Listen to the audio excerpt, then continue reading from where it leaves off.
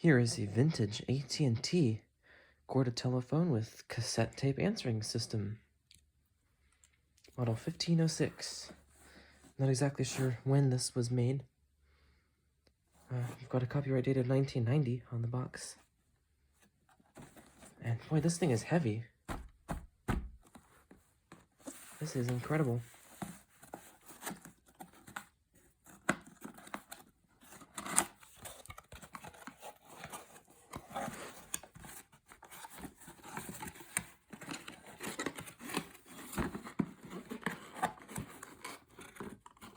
Oh, it's not coming out.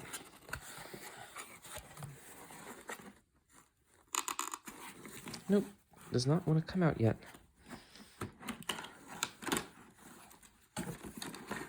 Alright, so this looks to have been used, probably.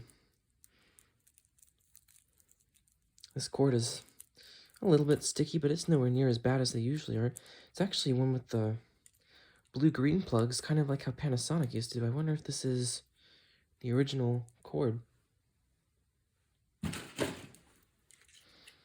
power adapter is an AT&T, model number TP-M. And it outputs 9 volts AC at 800 milliamps. It's got a pretty standard sized plug. Unless this might actually be a little smaller than usual.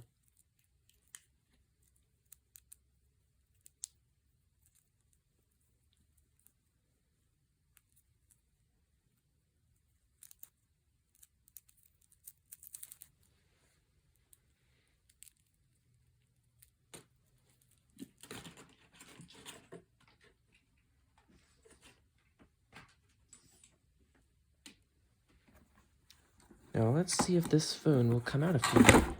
There we go. This phone itself just came. Alright. And there's no tape in here yet, at least. Got a few different switches. Oh, these buttons have some junk on there.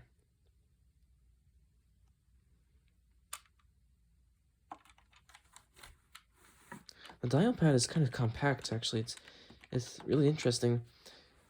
These buttons are so wide and thinly spaced that it's actually wider horizontally than vertically, which I don't think I've ever seen before for a telephone dial pad.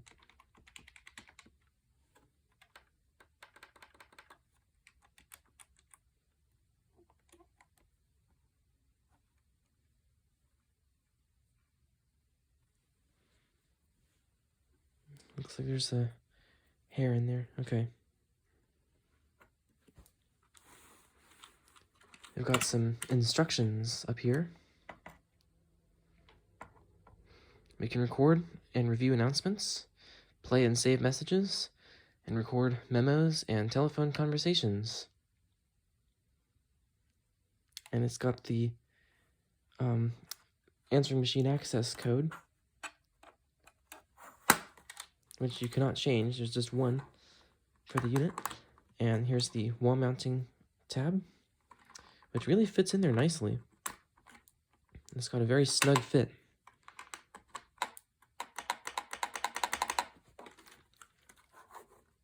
Ringer high-low off. Came to me on low. Handset. Oh, it was on loud. And this volume control feels nice and smooth. Fantastic. I'm not sure if this is a date code, but this could be indicating 1992, which would seem about right. Oh, nice. We've got an old, looks like a quick start guide for a different telephone. Yeah, this almost looks more like a Panasonic model or something. Oh no, it's a Sony. Wow. From 1998. Well, that's interesting. So it doesn't look like this has caller ID. It'd be interesting to know if they used this Sony thing at the same time as the 1509.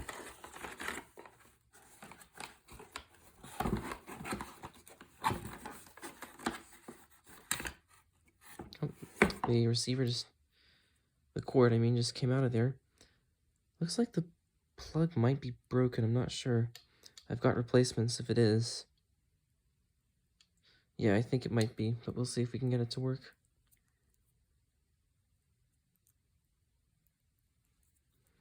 The cord is pretty short, but it stretches out to a decent length, about 6 feet. I guess it's because the coils are pretty wide.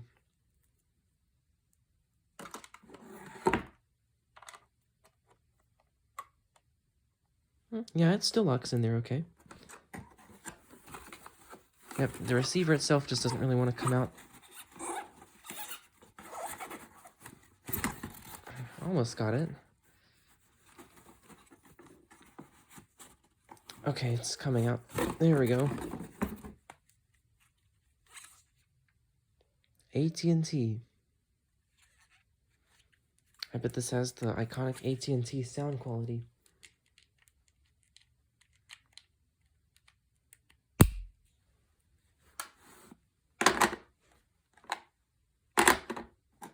Sounds good.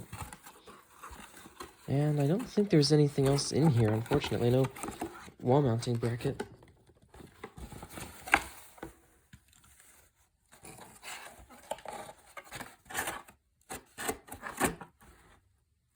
Alright, so that would appear to be it.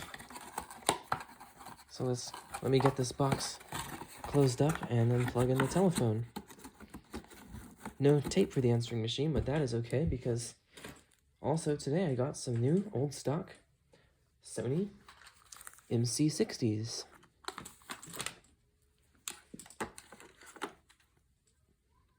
Oh yeah, let's look at the controls on the back. It is in tone mode and 4-ring ring mode. Put it on 2-ring mode for the video.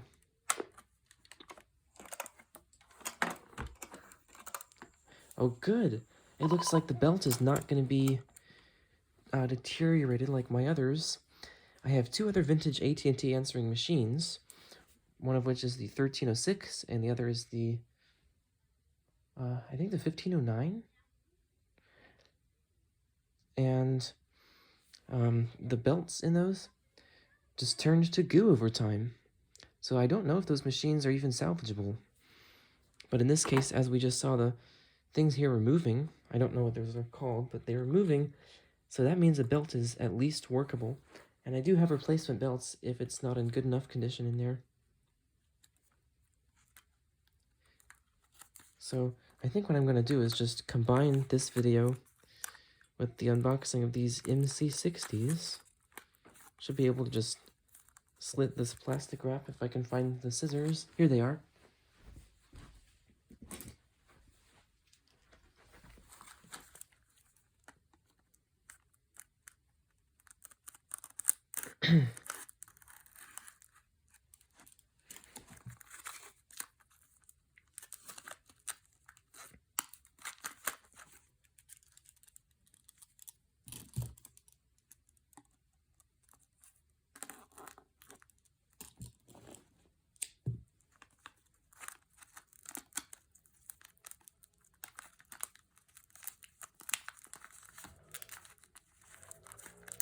Oh, great. That's going to make for some lovely background noise. Alright, well there's the tape. And it's got a case. It's pretty nice. Looks like it's in Japanese as well, possibly. I'd guess since that's where Sony's from. Sony microcassette. Break safety tabs off to prevent accidental erasure. Avoid storing near magnets or in places that are wet, hot, sunny, or dusty.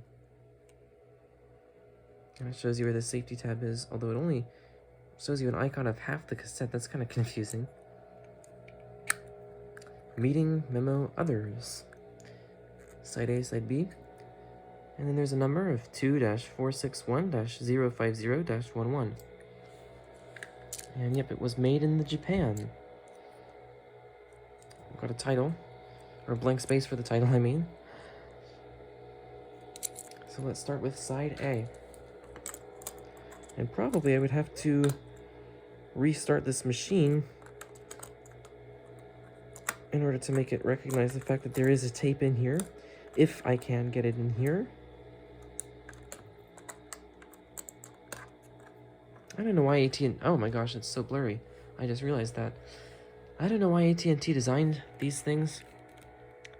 But this stupid tab in the top, it makes it so hard to get the tapes in and out.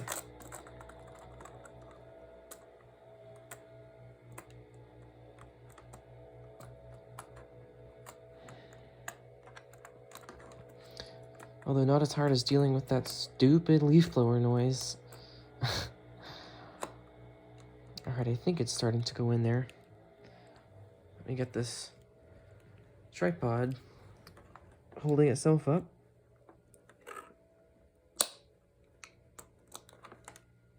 Alright, I don't know what it was that snapped, but nothing seems to be broken now. You can just turn it off with the button here.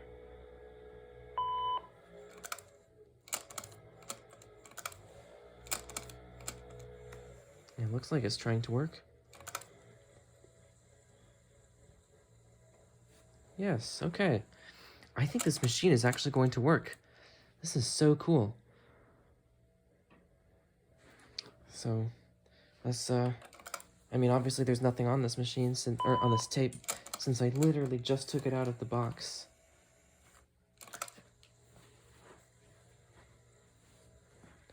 Alright, I'm going to record an announcement,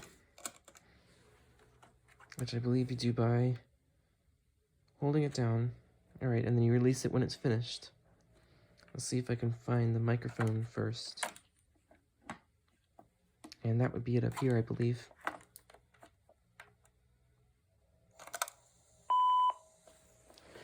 For some reason, the microphone is not labeled, but at least it's not a fake microphone, like on a lot of the newer AT&T telephones.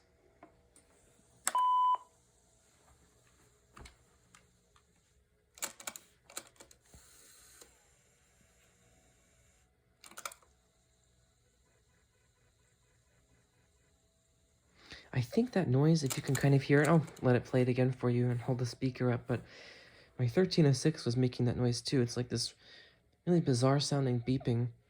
I think that's something to do with the timing of where things are on the tape that the machine encodes into it.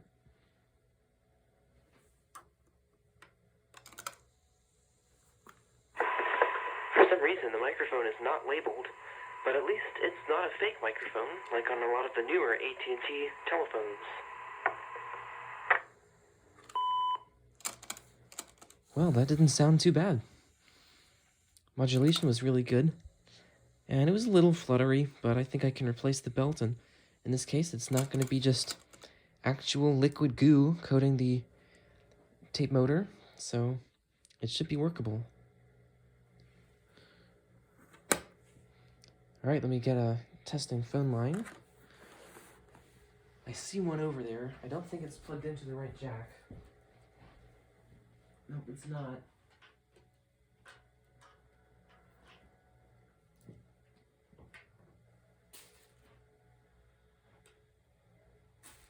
But thankfully, this cord is very long. It's about, I think, 10 feet, so it's more than enough to reach over here.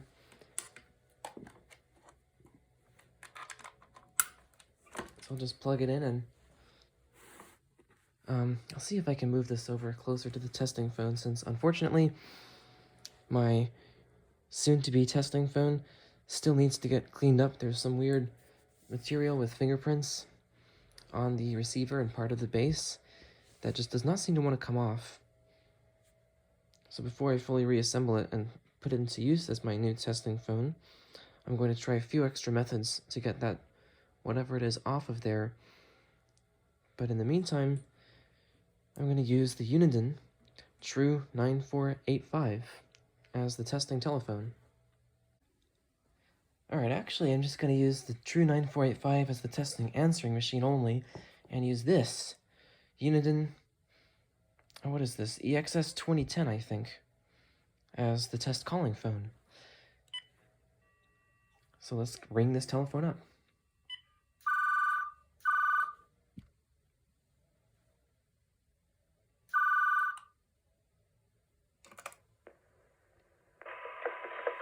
some Let's reason, get the this microphone is... call screening off. Not a fake microphone, like on a lot of the newer AT&T telephones.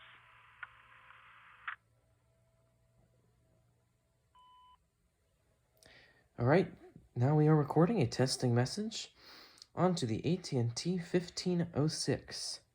Let's turn up the volume on here so we can hear a little bit of call screening feedback. There we are. Okay. And I think I'm going to call back and play it remotely.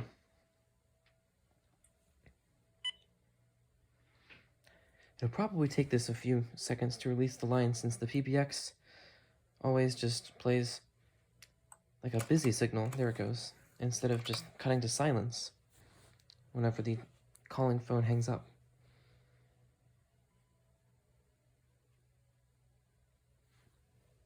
Alright, so as you can see now, the messages light is blinking. And first I'm going to call and record another testing message. And see if it blinks twice for two messages, like the 1306, I think? Yeah, 1306. Because that machine will actually blink with the corresponding number of messages, and I think I tested it up to 7 or 8 messages, which is just really cool.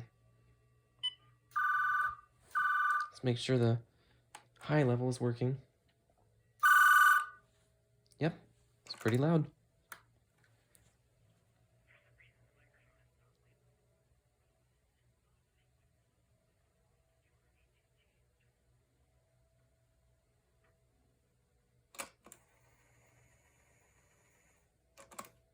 Oh, it's playing the...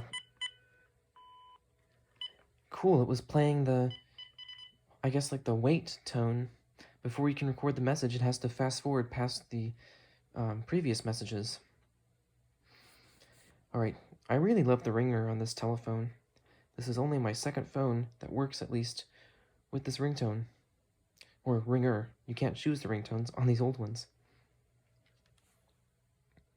Actually, I'm just going to go on mute and let it hear silence and then release the line from there. Yeah, I did it much faster. Alright. And yes, it's blinking twice.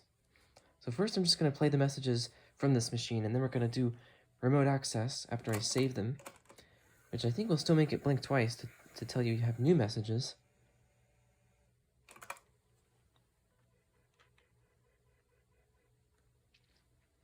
And actually the greeting didn't sound too bad. On this telephone, it didn't really have much flutter at all. Let's see how the messages sound.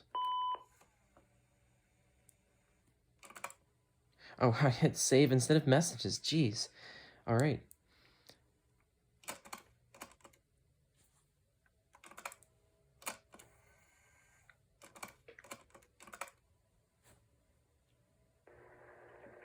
Alright, now we are recording a testing message onto the AT&T 1506. Let's turn up the volume on here so we can hear a little bit of call screening feedback. There we are. Okay. And I think I'm going to call back and play it remotely.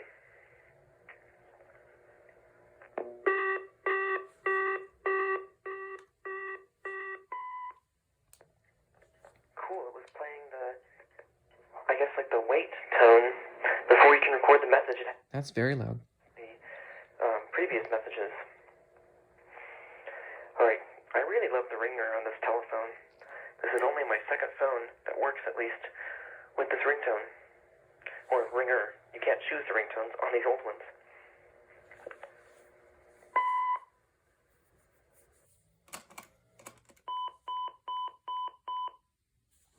So yeah, there was definitely some flutter, but it's hardly noticeable, especially since this phone is over 30 years old, I think. That's awesome. I'm guessing the other two answering machines of this age that I got from AT&T with the just liquidized belts would probably be because they both came from the southeastern United States, where a lot of people store things in very hot attics.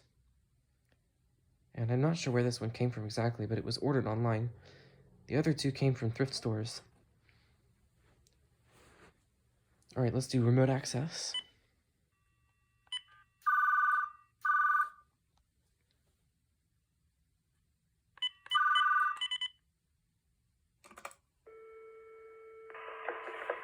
some reason.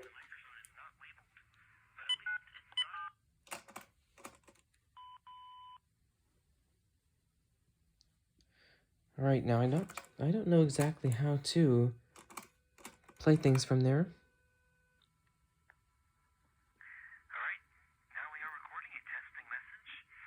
All right, you just wait. You don't have to press anything. Let's turn up the volume on here so we can hear a little bit of call screening feedback. Here we are. Okay. And I think I'm going to call back and play it remotely.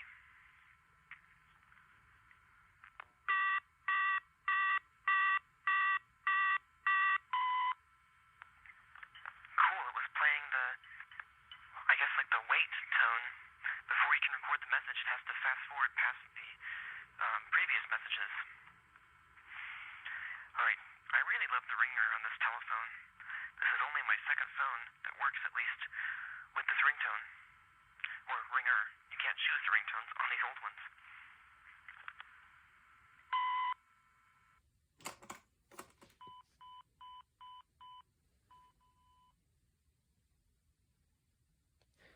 All right, I'm not sure exactly how to remotely operate this telephone. It's possible we'll lose those messages, which are worthless anyway, but yeah, it just cut me off here. I don't know how to record an announcement remotely, which the box says you can do.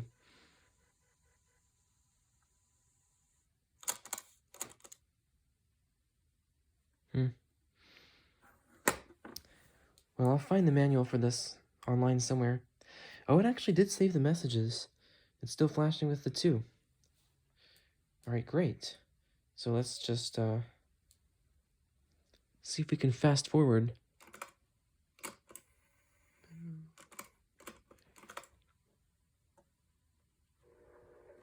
Alright. Alright.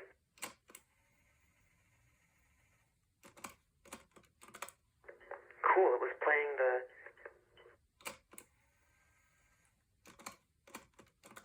ringer. You can't choose the ringtones on these old ones.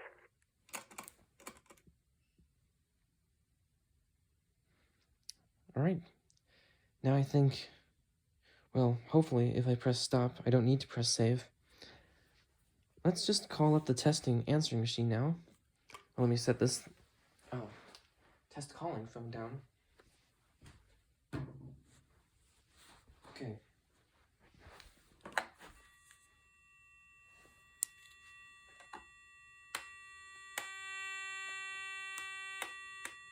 Yep, that is quite loud.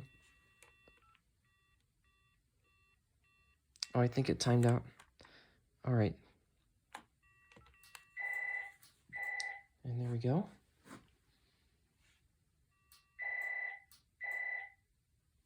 It does have pretty good sound quality.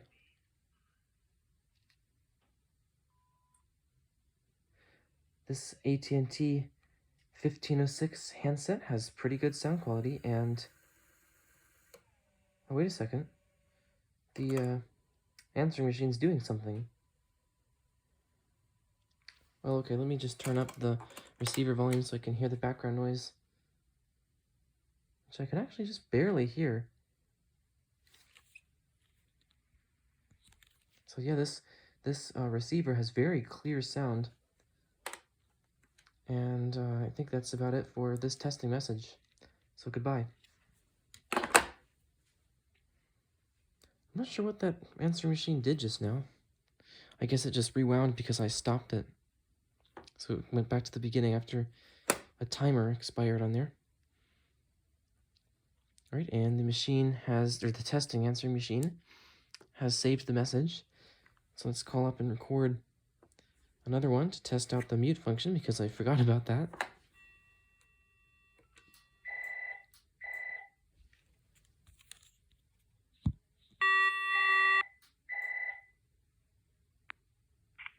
Bees buzz. Testing the mute function. Does it remain muted after you release the button, or is it only when you're holding down the button? Okay, bye. Now let's make an outside call.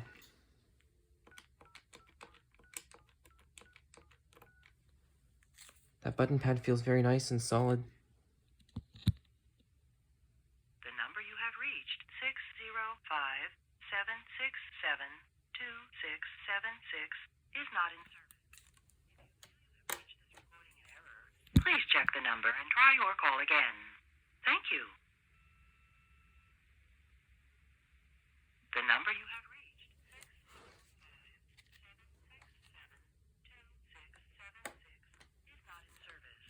If you feel you have reached this recording in error, please check the number and try your call again.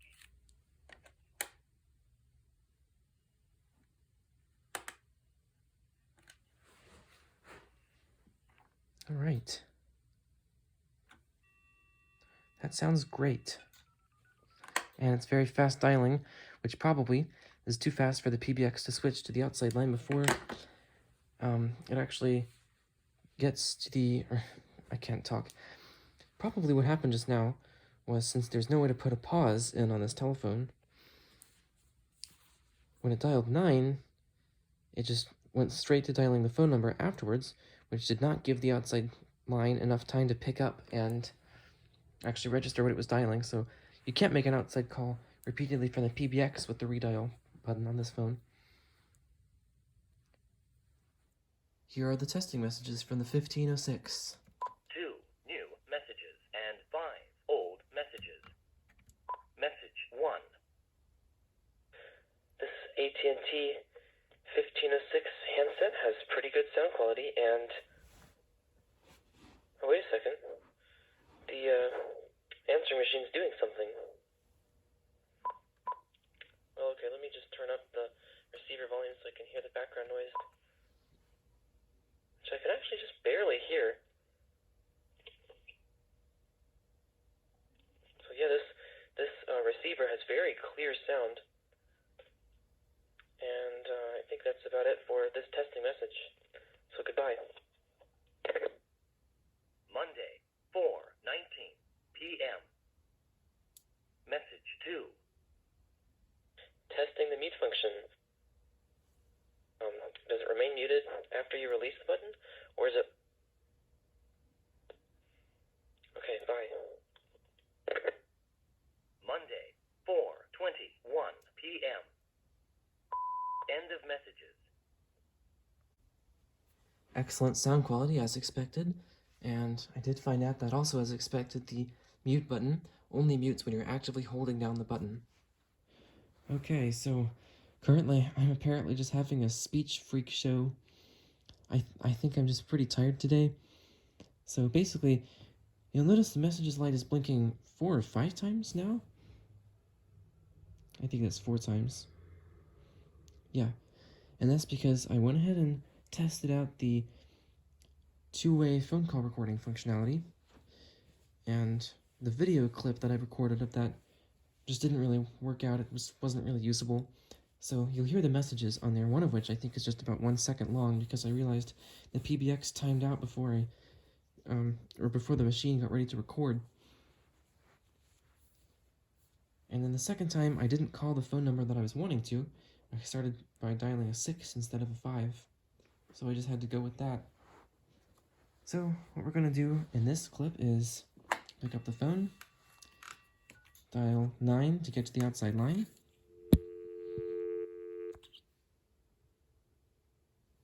and start recording, and then start dialing the phone number.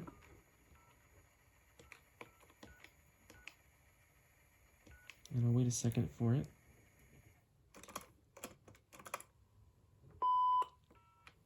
There we go.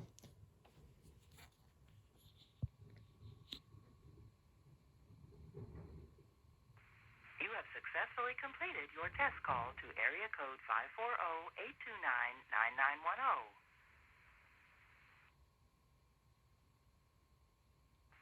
You have successfully completed your test call to area code 540-829-9910.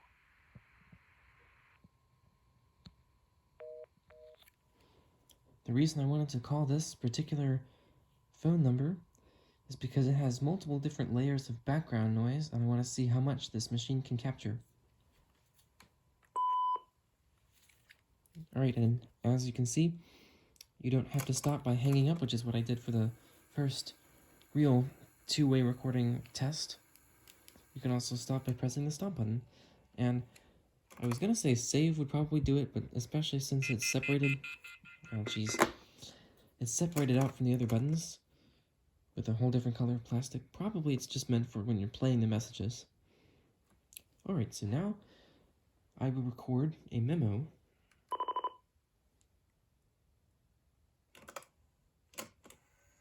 Do you have to hold it down for the whole time you're trying to record? Yep, you do.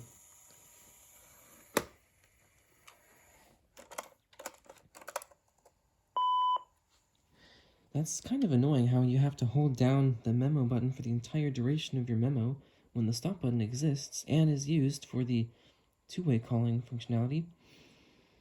But okay, let's test how the microphone sounds when it's down on the carpet here.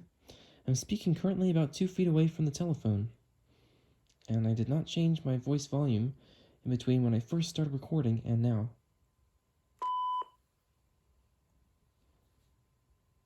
It sounded like earlier the modulation was very strong, so hopefully it's going to be still pretty good.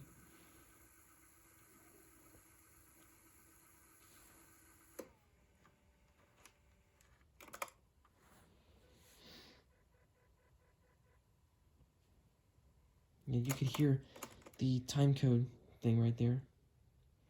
Probably after I listen to these messages, it'll do it again, and I'll see if I can remember to hold the speaker up to the camera when it does that so you can really hear it.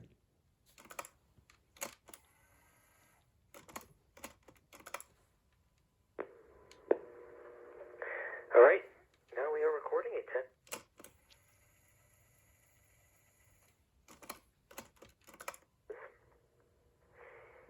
Alright, I really love the ringer on this telephone. This is only my second phone. This is still one of the first testing messages I recorded on this. Or ringer. You can't choose the ringtones on these old ones. Alright, here we go.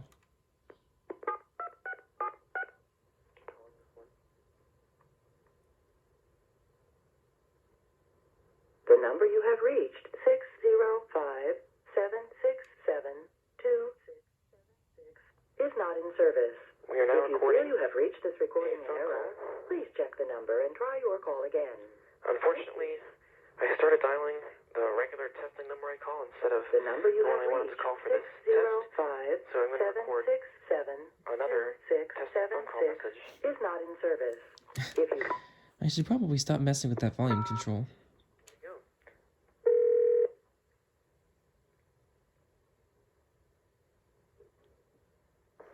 You have successfully completed your test call to area code 540-829-9910.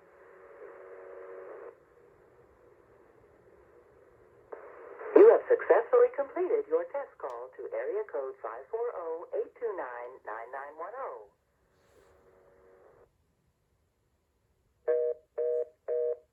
The reason I wanted to call this particular phone number is because it has multiple different layers of background noise, and I want to see how much this machine can capture. That's kind of annoying how you have to hold down the memo button for the entire duration of your memo when the stop button exists and is used for the two-way calling functionality. But okay, let's test how the microphone sounds when it's down on the carpet here. I'm speaking currently about 2 feet away from the telephone, and I did not change my voice volume in between when I first started recording and now.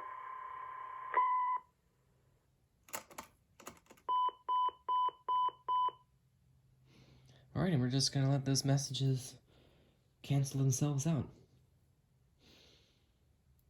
So, yeah, as you could hear, the recording quality was really good, especially from the receiver on two-way mode.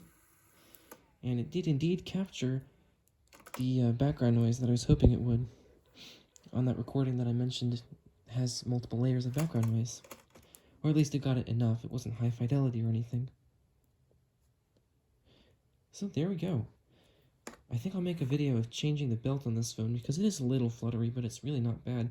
And the fact it still works with what is most likely the original belt is really nice, and it means that I can change it out without having to worry about the old belt having turned into liquid that is stickier than anything else on the planet, and turning this machine unusable. So there we go. That'll be it for this initial checkout of the AT&T Model 1506 telephone with answering machine, single cassette answering machine. I do also suspect this phone was sitting in the box for most of its life because it has a very strong smell like these old AT&T phones tend to have. It's not quite the usual old electronics smell. It's a bit more burny at the back of my throat than that. And then, of course, it included the free Sony, very old-looking cordless phone with probably a built-in digital answering machine. Quick start guide. The model is SPP-A957. So I've never heard of this phone before. Then again, I've never heard of most of Sony's phones. They're just kind of an obscure brand for cordless phones. So if I ever get one of those, then there we go. I already have the quick start guide. Alright, thank you for watching.